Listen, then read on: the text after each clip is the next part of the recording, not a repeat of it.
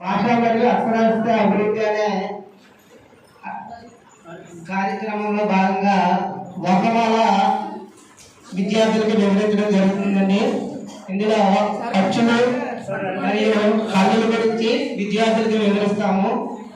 So ఇంకా ఇందులో అర్ధ ప్రాణాక్షరాల గురించి, అదేవిధంగా మహాప్రాణాక్షరాలు, అక్షరాల గురించి వివరించడం జరుగుతుంది. ఇంకా విద్యార్థులకు నచ్చినటువంటి కలర్స్ ఏవైనా మీకు నచ్చిన రంగులు ఎంచుకోమన్నప్పుడు విద్యార్థి నాకు పచ్చ రంగు అంటే ఇష్టం సార్, నాకు ఎరుపు రంగు అంటే ఇష్టం సార్ అనే విద్యార్థి రకరకాల రంగుల పేర్లు చెప్తాడు.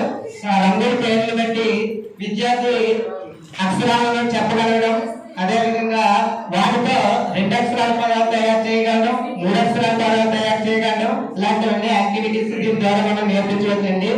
సో ఫర్ ఎగ్జాంపుల్ అమ్మ నువ్వు వచ్చి ఇందులో నీకు నచ్చిన అక్షరాలు సరళ పదాల గురించి ఏదైనా 2 పదాలు చెప్పమ్మా.